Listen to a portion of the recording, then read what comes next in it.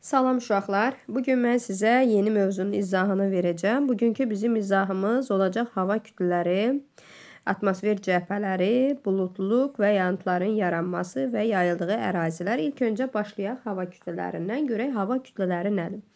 Biz bilirik ki, atmosferin ən aşağı qatı olan troposfer qatıdır ki, troposfer qatının havanın sıxlığının ən çox olduğu hissəsidir və troposferin ümumi fiziki xassələri, yəni onun temperaturuna, təzyiqə, rütubətliyə malik olan və böyük əraziləri əhatə edən hava axınlarına hava kütlələri deyilir. Və hava kütlələri demək olar ki, yer səthində küləklərin istiqamətinə və yağıntıların paylanmasına görə bir-birlərindən fərqlənirlər. Hansı ki, bu hava kütlələri aşağıdakılardır. Ekvatorial hava kütləsi, tropik hava kütləsi, mülayim hava kütləsi, arktik və antarktik hava kütləsi.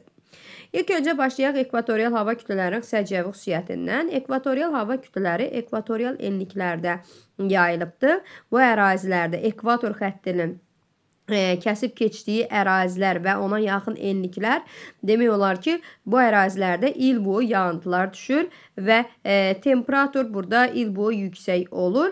Hansı ki, günəşin zenitdə olduğu ərazilərdir və yağıntıların çox düşməsi isə havanın yuxarıya hərəkəti ilə əlaqədardır. Hansı ki, ekvator xəttinin kəsib keçdiyi ərazilərə fikir versəniz, görəcəksiniz ki, həmin ərazilərdə su sahəsi daha çoxdur və il boyu da günəş orada zenit vəziyyəti yaratdığına görə temperatur burada çox olur.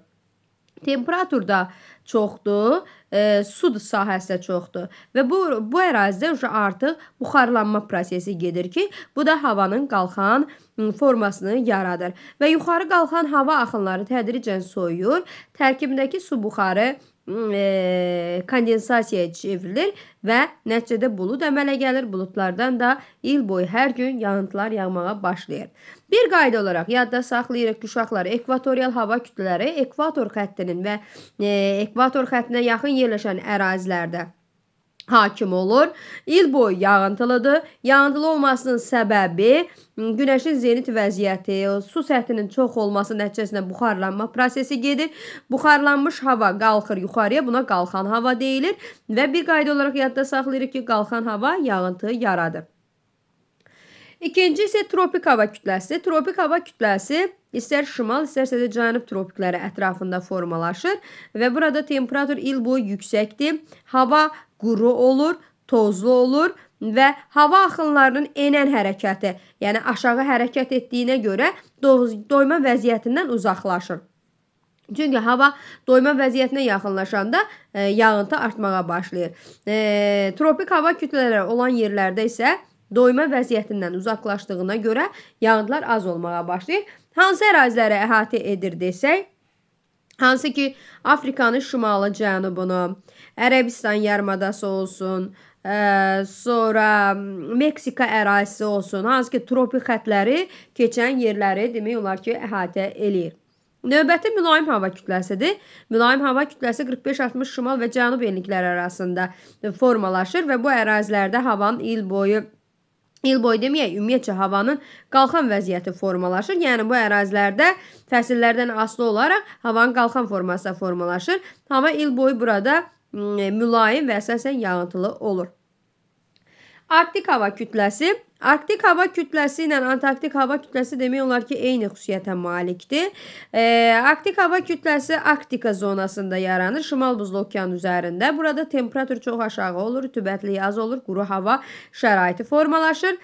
Təzyiqə gəldikdə isə yüksək təzyiq sahəsidir. Qütblər bilirsiniz ki, yüksək təzyiq sahəsidir və aydın hava şəraiti olur burada.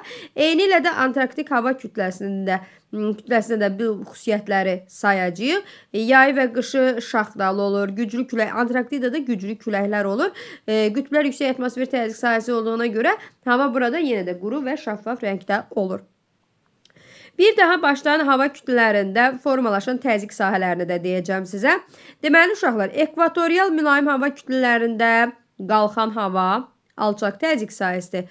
Tropik, arktik, antarktik hava kütlələri olan ərazilərdə isə enən hava axını yüksək təzyiq sahəsi formalaşır. Harada ki, alçaq təzyiq, qalxan hava varsa, hava yağıntılı olur, nisbi rütubət çox olur. Elə ki, yüksək təzyiq, enən hava şəraiti varsa, bu ərazilərdə yağıntının miqdarı az olur. Ümumiyyətcə, hava kütlələrinin formalaşdığı ərazidən asılı olaraq iki tipi formalaşır.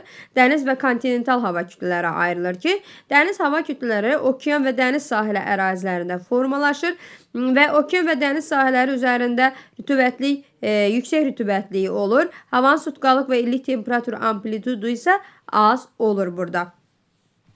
Sonra kontinental hava kütlələrinə gəldikdə isə materiklərin daxilində quru üzərində formalaşır.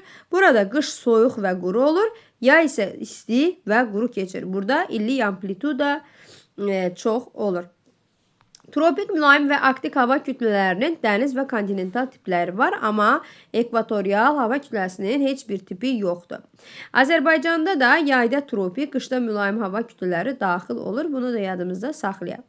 Sonra keçdik digər mövzumuz atmosfer cəbhələri. Nədir atmosfer cəbhələri? Hansı ki, əsas hava kütlələri keçdi. Ekvatorial, tropik, mülayim, arktik hava kütlələri. Bu hava kütlələrinin arasında keçid bir zonalar ki, bu keçid zonalar atmosfer cəbhələri adlanır. İki cür atmosfer cəbhəsi var. İsti və soyuq atmosfer cəbhəsi. Görə isti atmosfer cəbhəsi necə formalaşır?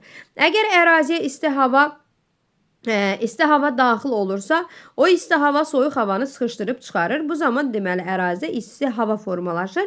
Buna isti cəbhə deyilir. Yəni əraziyə bir isti hava şəraiti gəlirsə, burada temperatur artacaq, təzyiq azalacaq, yağıntı düşməyə başlayacaq. Əvvəl lələkvari, sonra isə laylı buludlar yaranacaq. Soyuq hava isti havanı sıxışdırırsa, buna soyuq cəbhə deyilir. Soyuq cəbhədə hava soyuyur, atmosfer təzyiqi artır, güclü küləklər əsir və sonda isə leysan yağışları yağır. Bax, bu hissəsinə fikir vermək lazımdır uşaqlar. Xətt çəkirəm, bir daha deyirəm. Deməli, əraziyə isti hava daxil olarsa, soyuq havanı sıxışdırıb çıxarır və bu zaman temperatur artır, təzyiq azalır, yağıntı düşür, amma az yağıntı düşür ki, buna əvvəl lələkvari, sonra da laylı buludlar yaranır. Soyuq hava daxil olarsa əraziyə, isti havanı sıxışdırıb, soyuq hava daxil olarsa, bu zaman hava tədrici tamamilə soyuyur, təzyiq artır, güclü küləklər, yəni hansı ki, fəlakət dediyimiz hava şəraiti formalaşır və sonda isə leysan xarakterli. Bax, bu leysan xarakterli yağışları soyuq cəbhədə bizə işləyəcəyik. Eyni zamanda ildırım çaxması, şimşək çaxması, topa buludlardan güclü yağışların yağması hamısı soyuq hava şəraiti əraziyə daxil olarkən formalaşır. Sonra keçdi yağıntıları digər videoda izah edəcəm.